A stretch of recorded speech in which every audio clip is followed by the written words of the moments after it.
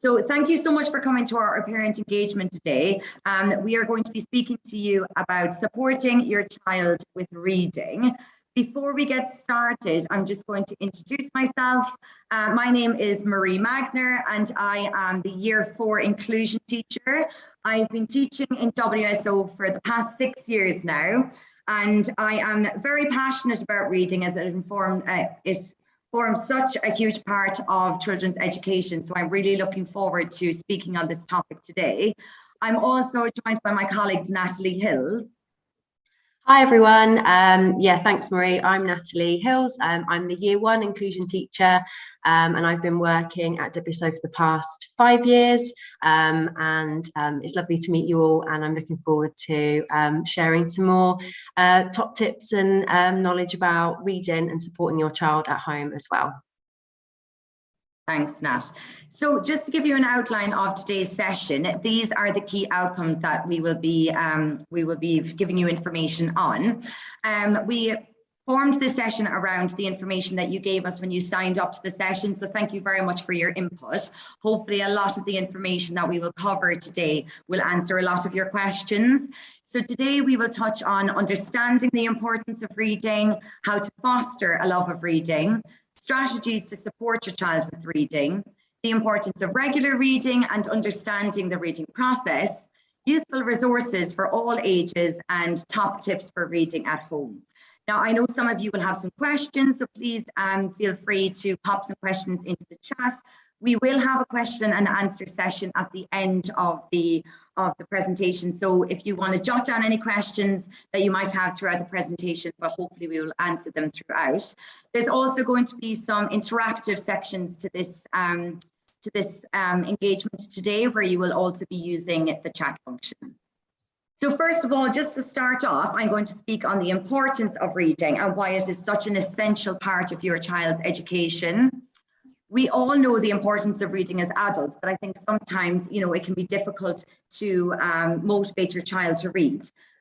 Success as a reader underpins learning in all areas of the curriculum, and it is really essential for students to try to create a love of reading, as it is one of the most powerful ways of supporting your child to become an independent reader. And a lot of the, fostering a love of reading can start from home as well, because you've obviously formed such a huge part of your child's education, and parents are the most important educators in a child's life. So it is never too early or too late to start reading with your child.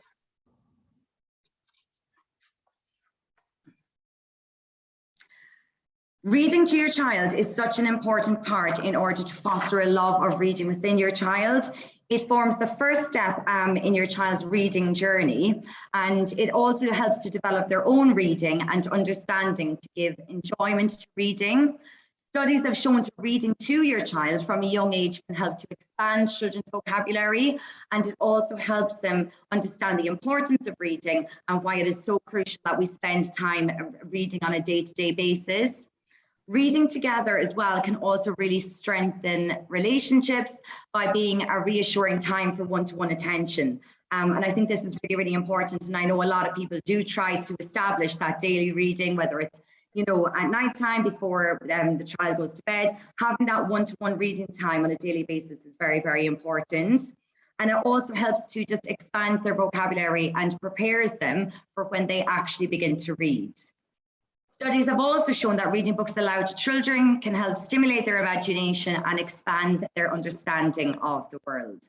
It also helps them to develop listening skills, which is a really key component when they do actually start school, coming into FS and coming into the younger years to have that skill. One of the main areas that we saw came up in our questions for this presentation today was a lot of parents were asking how to foster a love of reading within their children, particularly when their children go into the older years, how to keep them engaged. So I'm just going to touch on a few different ways that you can help to support your child with reading at home. So we all know the lifelong benefits of being literate, and that the more one reads, the better one becomes at it. It also shows that engagement is a vital component in improving learning outcomes. So again, we will talk about establishing a reading routine in your home and encouraging your child to read on a daily basis. These are some strategies that you can use to help foster a love of reading. So some of the things you can do to help your child at home is to support your child's appreciation of a favorite author or series and follow their interests. And I think that's really, really important. Your child needs to make sure that they are reading something that they are interested in, and following their interest and allowing the child to choose the book is half the battle when it comes to encouraging your child to read. Also, as you do obviously spend so much time at home, integrating book talk into your family's conversation every day can be a real key component to encouraging your child to read. Being a role model for reading, showing your child that you are reading so that they can relate to the importance of it. As you know as well, nowadays a lot of books are made into movies, so that can also be a really good way of encouraging your child to read, maybe before they go to see the movie, but also after. We've noticed in school a lot of the children, when it comes to like the book fair, will always go to books that maybe have been made into a movie before. So I think that's a really, really nice way of encouraging your child to engage in reading and fostering that love of it. Another idea that you could use is maybe setting up a parent-child book club. And I've noticed with the remote learning at the moment, some of the teachers are setting up some reading time. So again, you know, it could be a weekend activity where the children, you know, might speak to their friends, have a little Zoom session, share their ideas, share their books. I think that would be a really good way of collaborating with other readers as well. Another key way of encouraging your child to read is having a reading event. We have done lots of these over the years in schools, such as the readathon, and the children absolutely love it, and it really encourages them to read. We will touch on some online reading later in the session too, but Literacy Planet is something that the children absolutely love as well, and they can collect different points and everything on it, and it's a really good way to encourage your child to keep reading at home. One of the comprehension strategies that we heavily focus on at school is making connections between what you're reading and real life experiences, and that can be really, really key when reading with your child as well. Reading engagement, again, we're just going to speak on a few different ways of how we encourage the children to read in school, and hopefully this will give you some strategies as well to help encourage them read at home. So these are just a few different ways of encouraging your child to read. Turning on subtitles, for example, can be a real boost of a children's reading ability, especially for children with English as an additional language as well. That can work when they are learning the language to have the subtitles on the screen. Another strategy we use in the classroom as well is setting up like a cozy corner. You'll notice that a lot of the students love to go to the reading corner and spend some time in there. So if you do have an area of your home that you can set up and designate to reading, it can actually be a really lovely way, especially for the younger years, to encourage your child to read and really immerse in the experience. Being ready to read and having books available for your child, you know, in different areas of the home, maybe in the car as well. Just being surrounded by reading can be a really good way of encouraging them. And just lovely kind of different fun activities such as cooking together. It doesn't have to be just from books. Can be a lovely different way of doing it as well. We've set up treasure hunts at the school that involves reading. I know this could be something that you'd ideally love to have the time to do at home, but it can be another really nice way of encouraging your child to read. Later in the session as well, we'll talk a little bit about using technology and the different ways that you can incorporate that for reading. So if you have any other strategies that you have maybe found useful that you have, you know, you want to share with everybody that encourages your child to read at home or something that you've done, then please feel free to put them in the chat and we will take a look at them towards the end of the session. Reading in the environment. I also wanted to touch on this because I think it's a really key component. As I mentioned there, not all reading has to be out of books. You know, we're surrounded by print all day, every day, you know, whether it's walking around the school, in the mall, even signs that you see on the road, just encouraging your child to find different opportunities to read and showing them that reading is all around. This shows them that reading can have a purpose, it's needed for daily life, and it just you know, shows them the importance of that. And, you know, if they're practicing their phonics in school, it can be a great way to practice it while you're waiting in the Dubai traffic jams, for example. And as I mentioned a second ago, with the cooking and the baking, incorporating reading in fun activities can be a really good way to help your child to read. As I said, this could be incorporated with maths activities, with measuring. All of that is totally across the curriculum, that reading is such a key skill, and it will also help them to relate them to real life context as well when you are doing different activities at home. Another thing that children love as well, that we've shared before, that which we can absolutely send to you, is trying a reading bingo. This just really motivates your child to try reading in loads of different contexts, loads of different books, you know, trying different ways of reading, and to be a really good way of encouraging your child to read as well. So I'm just going to hand over to you to Natalie now, and she's going to take you through the reading process and how to actually read with your child in the home. Yeah, thank you, Marie. So yeah, as Marie's just said, I'll be sharing information with you on the reading process, so the skills that children need to be effective readers, some strategies which you can use at home with your child, and also some questions that might help to develop their comprehension skills as well. So firstly, I think it's really important to first of all look at and know what effective readers can do, and the skills that they develop, and what we're kind of aiming for in our children as well when they're reading.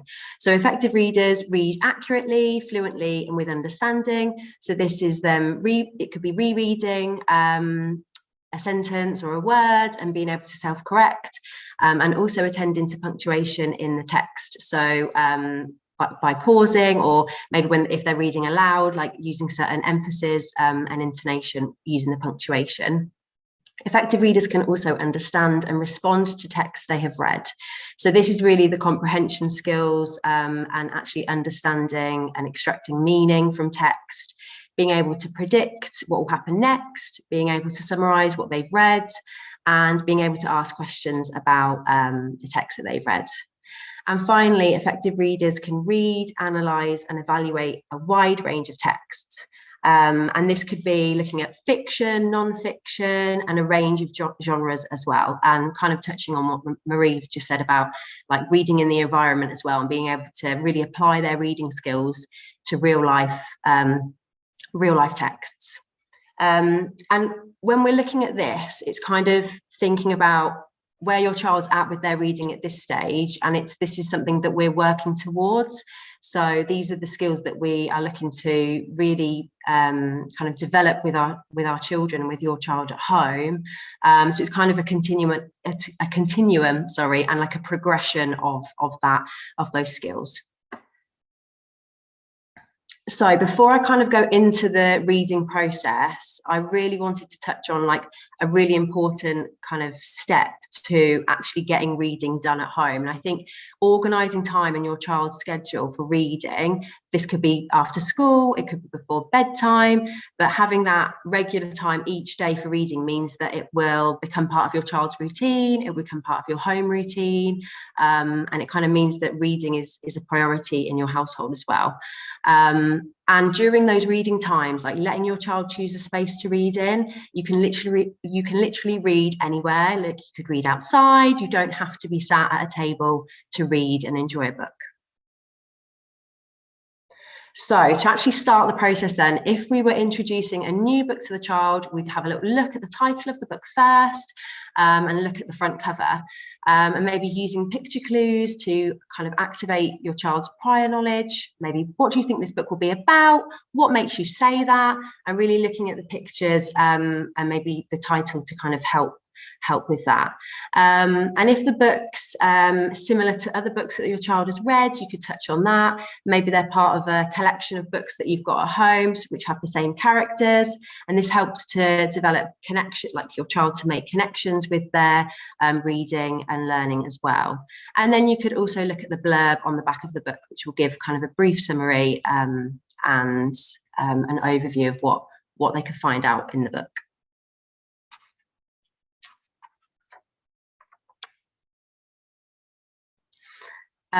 So when we're actually reading the book, looking at kind of fluency skills here, like actually being able to read the text, there are three main areas to really develop reading fluency.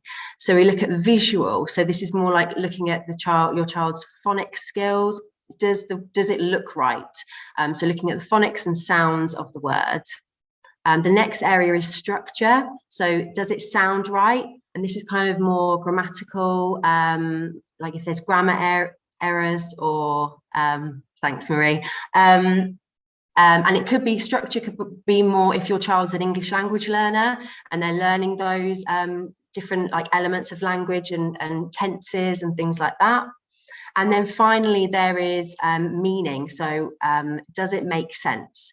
And this is kind of drawing on context clues from the story. And this is one of the most important ones because it really kind of helps your child to then understand what they are reading.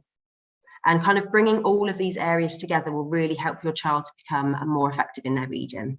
So we'll look at them all individually now. So visual, I kind of touched on this. Does it look right? This is using your child's phonic knowledge to sound out words. Now, I know that there's other parent engagement sessions that are kind of specific to year groups and reading, so I won't go into too much of phonics now, but just kind of briefly to summarise, phonics are the sounds in our language. So children learn a progression of sounds from set 1 to set 2 and then onwards. At WSO, we use the Read, Write, Ink programme to teach phonics. So your child would be introduced to the sounds and then they would then learn to then recognise the sounds in words, blend them together to then be able to read them. We have, there's a character called Fred the Frog, who if your child's lower down in the school, they may have told you about Fred the Frog. He kind of is a character that helps children to sound out their words, say, and blend the words together. So for example, Fred talk, we say cat would be cat. And then we try to, as the children move up and develop in their reading, we try to encourage children to do what's called Fred in your head. So that would be, they would sound out the sounds in their head and then just say the word out aloud, cat. So just continuing on, some words that we read can be read completely phonetically. And in phonics, we call these green words. So they're just to the side of the screen there. For those words which cannot be read phonetically, we can prompt children to use the sounds that they recognise in words. So this can really help them then to segment and blend sounds in words. So for example, the word yesterday, if your child can kind of recognise the word yes, and they recognise the word day, then kind of putting it together and encouraging them to think about what word it could be all together, they could then try to work out the middle part of the word yesterday. There's some strategies there on the screen which may also help your child to kind of read words when looking visually at them. I'll just pick out a few of them really. Thinking of another word you already know, which has the same sound. So for example, star, think of the word are, it has the same kind of sound, and thinking about rhyming words like that. I think where it says try again, starting over and read it again carefully, I think being patient with children really helps, like not putting any pressure on them, taking time when they're finding a word tricky, and knowing as well that children can come back and read it later. They could actually read the full sentence and then come back to that word afterwards and review it together.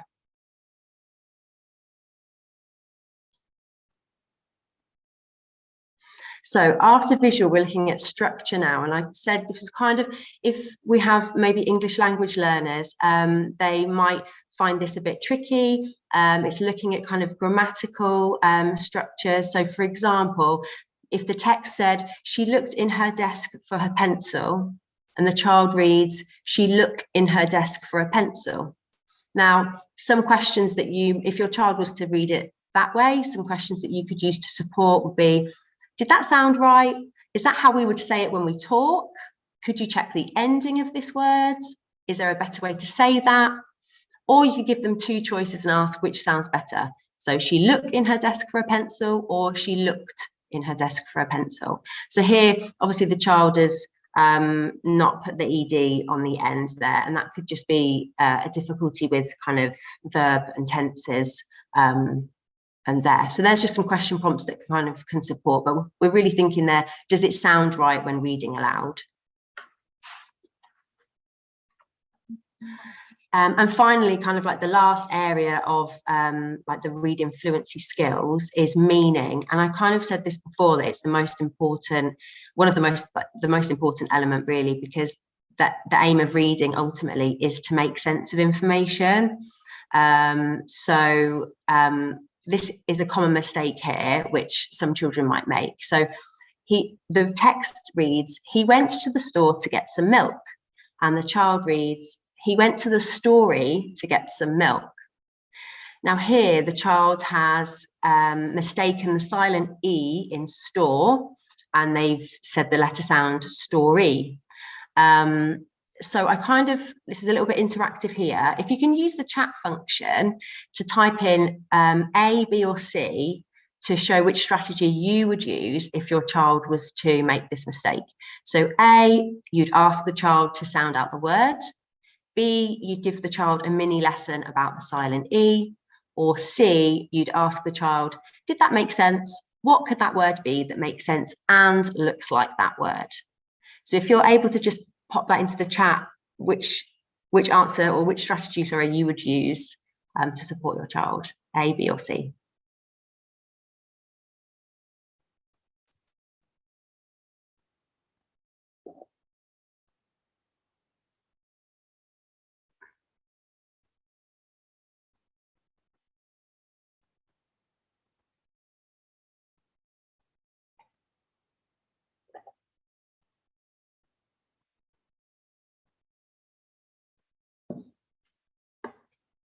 Thank you, Ashlyn. Yes, it would be C.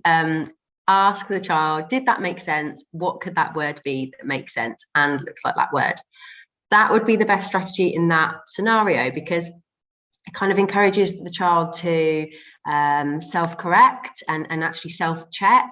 Asking the child to sound out the word wouldn't work with that particular word because it can't be sounded out using phonics. Giving the child a mini lesson about the silent E probably wouldn't be appropriate in that time, because it might take a little bit of the enjoyment out of that reading time. It could be something that's discussed another time, but just to do that quick mistake there, just asking the child a couple of those questions would support them to correct themselves.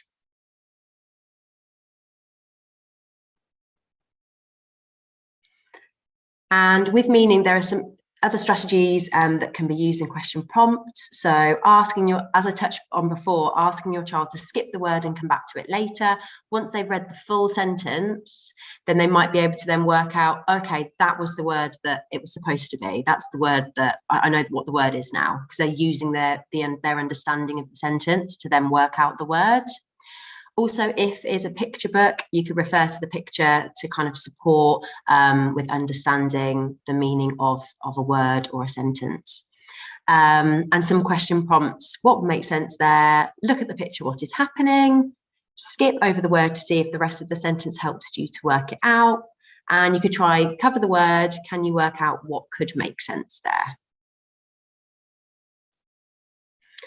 So having touched on kind of like the reading fluency skills, we're looking at comprehension skills. Now, developing comprehension skills is vital in order to understand text.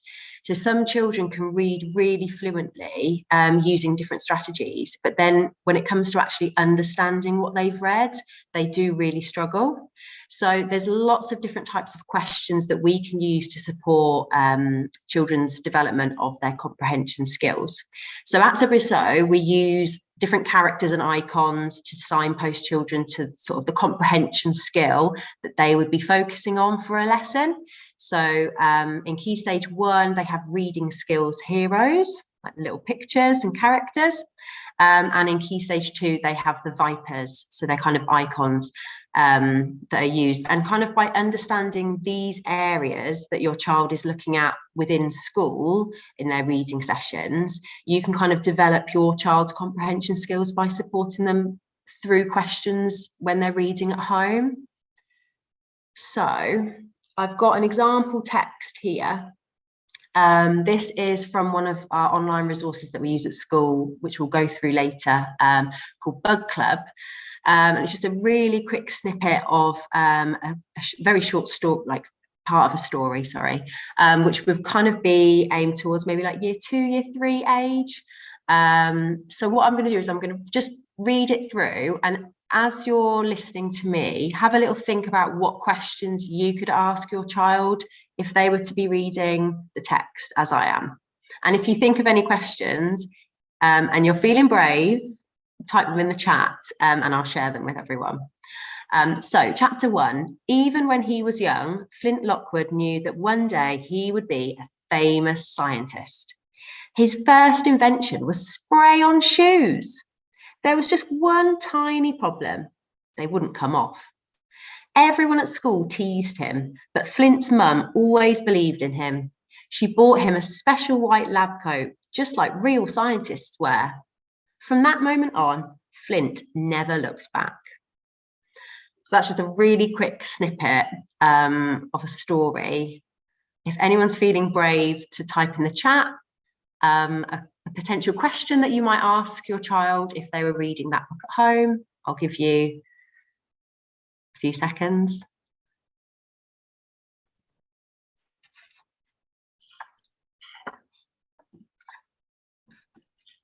I think it's cheating, Nat, if the teachers put in a question, so I'll leave it. No worries.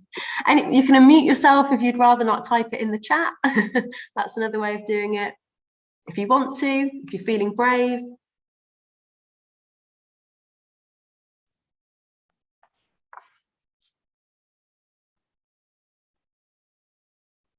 Maybe we should show some examples. What do you think? Let's show some examples, yeah.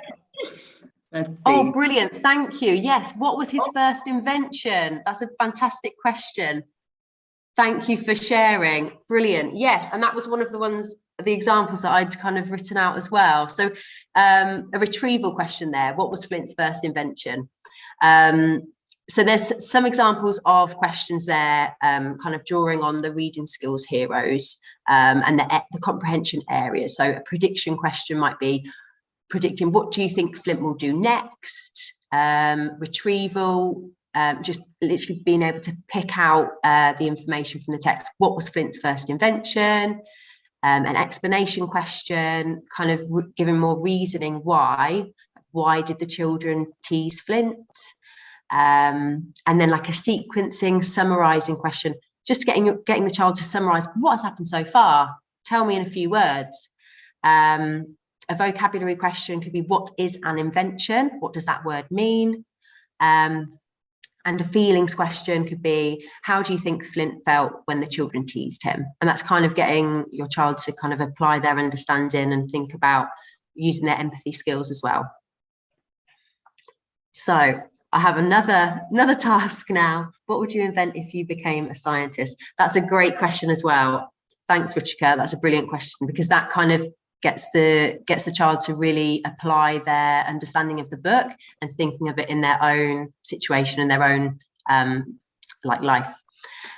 So the next piece of text is from one of our resources, one of the online resources called Epic. So this story is more kind of aimed towards like maybe year 5 and 6 age. So again, I'll read through the text. It's just the start of the story. And if you have any ideas of some questions that you might ask, thinking about maybe predictions, summarizing, maybe if there's any vocabulary in there that you think could be pulled out if maybe your child might not understand that word, then type them in the chat, please. Right, so the story is called Never Trust a Pelican. Many, many miles away, there is a land of great beauty where the people dance and sing the animal stories they have heard told over and over again by the village storyteller. Many moons ago, there was in this land a very beautiful lake. It was surrounded by a deep green forest and high mountains. A mighty river flowed into the lake, a river that came from a spring in the mountains, a river that journeyed far and wide over rocks and cascades, tumbling down over waterfalls and winding its way until it reached the beautiful lake. The lake was full of life, full of plants, full of frogs and fish and even crabs. Now there was also a lone pelican living alongside the lake. This pelican had lost his family and friends long, long ago. So if you can think of any questions or you'd like to share any, then please do. So thinking maybe, are there any words in there that could be picked out that could be kind of looked at the meaning if your child didn't know the meaning of that word? Maybe a prediction question, or kind of like an explanation question, explaining why. Great. Who lost his family? Yeah, brilliant. Thank you. That's a great question. Yeah, so that would be like a retrieval question, picking it out from the text. Definitely. Thank you. Marie, if you don't mind just clicking onto the next slide for me, just to share some other examples. So using the Viper questions here. So what was in the lake? How do you think the pelican lost his family? An explanation question, why was the pelican a lone pelican? So explaining why. Summarizing how the story started. A vocab question, picking out the meaning of the word cascades. What does that mean? And then an inference question, when did the story take place? So that's kind of something which you can't find in the text, but by understanding the text, you should be able to answer. Okay, thank you. And just to kind of round off this section, sorry, just before going into the top tips, sorry, just to go back to the questions, I just want to say not all comprehension questions will lend themselves to a piece of text. So like if there's just a short extract, or if your child's reading, you know, a couple of pages of a story, not all comprehension questions will fit in here. So please don't feel pressured to ask a different type of question and ask loads of questions. Maybe if you were at home, if you just focused on maybe one area of comprehension or two, and kind of just keep it simple and don't put any pressure on yourselves. Just kind of maybe think about what's been read and think about what kind of question would suit in that section. Thanks, Marie. And just sorry to finish off, just some really top tips from kind of this section really that I've kind of really touched on, but setting a reading schedule so that reading is a priority and it happens as part of your routine is really important. Prompting your child to use strategies to work out unknown words, so using all of those different clues, thinking about, does it make sense, does it sound right? Showing your child where in the text to look for questions, like when they're answering questions if they're unsure, so pointing back to different parts of the text. If your child's an early reader, encouraging your child to point to each word as they read. They could use their finger, a pencil, or a lollipop stick. This helps with one-to-one correspondence, so they know they read the same amount of words that are on the page. Encouraging your child to attempt unknown words independently first, and praising them for their effort for trying to have a go. If using phonics, sounding out each word, encouraging your child to do Fred in your head if they're at that stage, which I kind of touched on earlier, and asking questions to check for understanding, but keeping it simple. And really, one of the most important things that you can do when reading with your child at home is giving them praise and trying to make that specific as well. Like, what has your child done that's been amazing? Like, I like the way you noticed that did not make sense and you corrected it. Things like that. So, but praising and making sure that your child's really enjoying their reading with you at home is key. Thanks, Nat. So I'm just going to take you through some useful resources that you can use at home. So I'm going to start first of all with some online resources. We use a wide range of reading resources in school, which I'm sure your children will already be familiar with. The ones on the screen that you can see now can be used with any age group. Epic, for example, is a fantastic resource that we use nearly on a daily basis. I work in year 4, and a lot of the children will be familiar with that, particularly in Key Stage 2. And I think the fantastic thing about Epic is that your child will have access to a wide range of resources. So earlier I spoke about the importance of reading books that your child has an interest in, and there is a huge range of reading materials on there. It covers all different topics, and even at the end of the book then it actually asks some questions. There's quizzes and lots of different resources on there as well. So it's a fantastic website to sign up to. Your child might already have a login for that one. Literacy Planet, again, is one that I touched on earlier in the session. And again, the children love this, and we use this as teachers as well to track the reading in the classroom. And it gives us feedback on, you know, how the child has been doing in their reading, their questioning. It gives us, you know, the data back on the answers that they've given. And again, there's a huge range of reading resources on there. Bug Club is one that we can use across the school. They particularly use it down in Key Stage 1 as well for the earlier readers. Again, there's a login for that your child might already have, but we can definitely organise one. And I think you can actually set up a free account with Bug Club as well. Then, as I spoke about earlier, reading to your child, Storyline Online is a lovely website which has a wide range of different books that you can see in this the screenshot there, but it's actually read by lots of different readers. Some of them are even famous readers or famous people, and it's just a lovely way of your child listening to a different reader. We sometimes use this for quiet time in the classroom, and it's just a lovely thing or a lovely resource for your child to listen to. Pick a Tale as well is another lovely one. It has a wide range of books and audiobooks as well. And the audiobooks can be fantastic for children who are learning English, particularly. You know, and there's subtitles and everything there, so that can be a really, really good way of learning to read. Oxford Owl there as well at the end is a really lovely resource. It's something that we use in school as well. So all the links are here, and we will send the slides out to you so you can have, you know, explore them yourself, and please do let us know if you've got any questions. Scholastic then is a fantastic website for both children and for parents. So on this website, if you click on the link, there's actually some really good blogs for parents on there. So I know in some of the questions that we were sent in, some parents were asking, you know, what books will I get, you know, will I use for my child to get them back involved in reading. So it actually outlines, like, you know, new releases and new books for different age groups. So it's a really lovely resource, and it goes through, you know, boosting comprehension skills, and it gives like a book of the week as well. So that's a lovely way of discovering some new resources. Equally, they also have a kids blog as well, and a little book club, and they have like different quotes of the week and this week's top 10, and you can see there that they have Book Wizard, and there's a fun stuff page with lots of different quizzes. So again, if you are trying to encourage your child to read, there's some lovely resources on there that you can access as well. And just more specific then for the earlier years, here is a range of resources that we have used in school that work really well.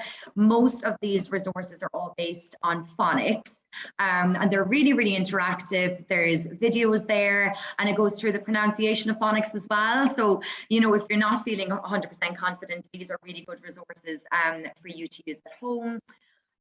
They go through real words, you know, fake words, alien words, getting them to practice their sounds, and it actually combines it in stages as well. So it will start with the most basic sounds and then work through up to the most difficult sounds before they become more fluent readers, I suppose. So it's there's some really lovely websites that you can check out there with those links. And then for reading up the school, we use Accelerated Reader. Anyone in Key Stage 2, your child would already be familiar with this, and it's just another reading program. Again, we set up some reading challenges sometimes, which is a really lovely way of encouraging your child to read more at home and get more involved. And Nessie as well, some of you might be familiar with this. Nessie is a fantastic resource that can be used for a wide range of different strategies. Children who sometimes have a diagnosis of dyslexia find Nessie very, very useful. So again, that is another resource that you can maybe check out at home. And that can be used in conjunction with all the other ones that are screenshotted on the screen there. They're very much beneficial for Key Stage 1 and Key Stage 2 students. So just before we finish off the session, we said we'd round it off with some key takeaways from everything that we've gone through today. So as I said, making use of online resources. I know we don't want the children on the iPads all the time, but there is such a fantastic wealth of resources out there that you can use from time to time to encourage your child. And they do love the interactiveness of the quizzes and everything as well. Finding opportunities to read in your environment, you know, and just showing children the importance of reading and why it's so important to learn to read, that it's not just something that they need for school or out of a book, that it's all around them and we use it on a daily basis. And as Nat touched on as well, establishing a daily reading schedule is really, really important. Now, we do totally appreciate that parents have very busy schedules, but just having that, you know, 10 minutes of daily reading to 15 minutes can be so, so beneficial. And having it on a daily schedule as much as possible will be much better than trying to do a big bulk reading, you know, on the weekend. It's so, so important. And as I said, it doesn't have to be sitting at a table. It could be in lots of different locations where the child feels comfortable. Incorporating reading in fun activities, and this is something that we tried to do when we designed the home learning slides as well. I'm sure you spotted some activities on there. Just again, encouraging children to read in different ways. It doesn't have to be from books, as I said, bacon or treasure hunts, if any of you have time to do those sorts of things. But hopefully that will be a fun way to encourage your child to read. And again, you know, with the question prompts that Natalie went through and the strategies to support reading, all of these resources will be sent to you. And I hope you found it beneficial by going through the reading example and then applying the questions.